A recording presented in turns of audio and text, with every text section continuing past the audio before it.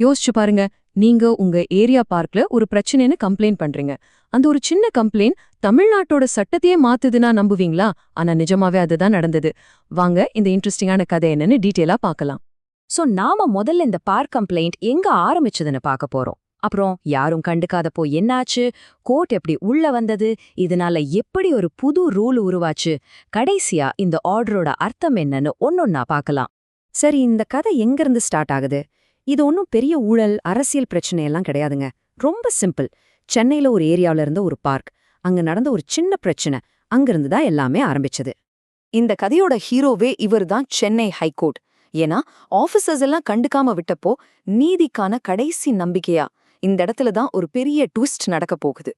நாம அடிக்கடி மனுதாரர் அப்படின்னு ஒரு வார்த்தை யூஸ் பண்ணுவோம். அது யாருன்னா, சிம்பிளா சொன்னா கோர்ட்டுக்கு போய் கேஸ் போடுறவங்க.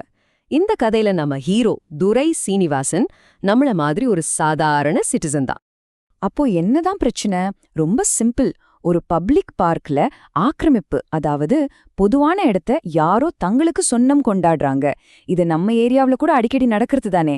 அந்த ஆக்கிரமிப்பை எடுக்கச் சொல்லி தான் கம்ப்ளைண்ட் போயிருக்கு. சரி, கம்ப்ளைண்ட் கொடுத்தாச்சு. அப்ப பிரச்சனை முடிஞ்சுதா? இல்லவே இல்ல. இங்கதான் கதையே வேற பக்கம் திரும்புது. கம்ப்ளைண்ட்டை வாங்கின ஆபீசர்ஸ் அதை கண்டுக்கவே இல்ல, அப்படியே தூக்கி போட்டுட்டாங்க. இந்த டேட்ஸ கொஞ்சம் பாருங்க. செப்டம்பர் மாசம் கம்ப்ளைண்ட் பண்றாரு. அப்புறம் அக்டோபர், நவம்பர், டிசம்பர் 3 மாசத்துக்கு மேல ஓடிப்போச்சு. ஆனா ஆபீசர்ஸ் கிட்டேந்து ஒரு சின்ன ரிப்ளை கூட இல்ல. இந்த பெரிய தாமதம்தான் துரை சீனிவாசனை அடுத்த ஸ்டெப் எடுக்க வச்சது. கோர்ட் கூட அவங்களோட ஆர்டர்ல இதை தெளிவா மென்ஷன் பண்றாங்க. 3 மாசமா ஆபீசர்ஸ் எந்த ஆக்ஷனும் எடுக்காம சும்மா இருந்திருக்காங்கன்னு சொல்லி அவங்களோட அலட்சியத்தை சுட்டி காட்டுறாங்க.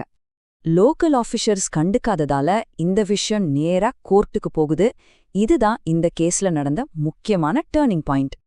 அப்போ இந்த பொதுநல வழக்கு, அதாவது பிஐஎல்னா என்ன?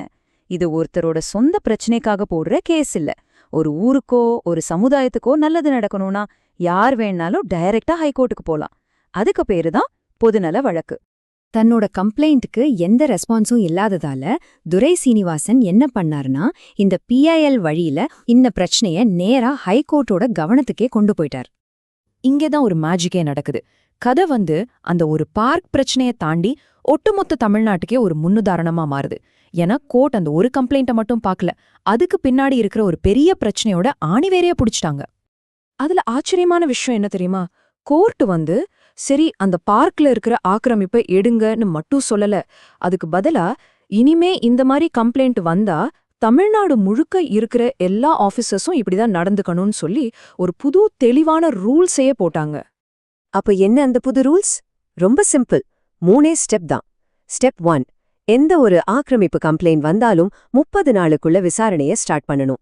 ஸ்டெப் 2, அடுத்த 3 மாசத்துக்குள்ள அந்த விசாரணையை முடிச்சே ஆகணும். இது எல்லாத்தையும் விட முக்கியமான ஸ்டெப் 3, இந்த டைம்லைனை ஃபாலோ பண்ணாத ஆஃபீஸர்ஸ் மேல டிசிப்ளினரி ஆக்ஷன் எடுக்கப்படும். இனிமே டிலே பண்றதுக்கு சான்ஸே இல்ல. மனசுல வச்சுக்கோங்க, முதல் முக்கியமான நம்பர் 30 நாள். இனிமே நீங்க கொடுக்கற கம்ப்ளைண்ட் ஆஃபீஸர் டேபிள்ல மாசக்கணக்கா தூங்காது. 30 நாளுக்குள்ள அவங்க வேலைய ஆரம்பிச்சே ஆகணும். No escape. அடுத்த நம்பர் 3 மாசம். விசாரணைய ஆரம்பிச்சிட்டோன்னு சொல்லி வருஷக்கணக்கா இழுத்தடிக்க முடியாது. முழு இன்வெஸ்டிகேஷனும் 3 மாசத்துல முடியணும். இதுதான் ஃபைனல் டெட்லைன். இதுதாங்க கோர்ட் ஆர்டர்லயே ரொம்ப ரொம்ப முக்கியமான லைன். இது வெறும் டைம் லிமிட் மட்டும் இல்ல, வேலைய சரியா செய்யலன்னா ஆபீசர்ஸும் பதில் சொல்லியே ஆகணும்னு ரொம்ப ஸ்ட்ராங்கா சொல்லுது. இதுக்கு பேர் தான் உண்மையான அக்கௌண்டபிலிட்டி. ஓகே, இப்போ இந்த ஆர்டர்னால பிராக்டிக்கலா என்னதான் மாறப்போகுது? இதோட உண்மையான இம்பாக்ட் என்ன? ஒரு சிட்டிசனா நாம இதுல இருந்து என்ன தெரிஞ்சுக்கணும்னு இப்ப பார்க்கலாம். இந்த ஆர்டரோட மொத்த சாராம்சம் என்ன? சிம்பிளா சொன்னா, இனிமே நீங்க கொடுக்கற கம்ப்ளைண்ட்டுக்கு ஒரு டெட்லைன் இருக்கு. ஆபீசர்ஸ் கண்டிப்பா பதில் சொல்லியே ஆகணும். இது வெறும் பார்க் மட்டும் இல்ல, உங்க தெரு, ஏரி, குளம்னு எல்லா பொது இடத்துக்கும் இது பொருந்தும். சொல்லப்போனா இது ஒரு சிட்டிசனா உங்க கையில கிடைச்சிருக்க ஒரு சூப்பர் பவர். கடைசியா நான் உங்களை ஒரு கேள்வியோட விட்டுட்டு போறேன். இந்த மாதிரி ஒரு தீர்ப்பு நம்ம ஏரியால இருக்கிற பொது இடங்களை பாதுகாக்க ஒரு குடிமகனா உங்களுக்கு எந்த மாதிரியான ஒரு தைரியத்தையும் நம்பிக்கையத்தையும் கொடுக்குதுன்னு நீங்க நினைக்கிறீங்க? கொஞ்சம் யோசிச்சு பாருங்க.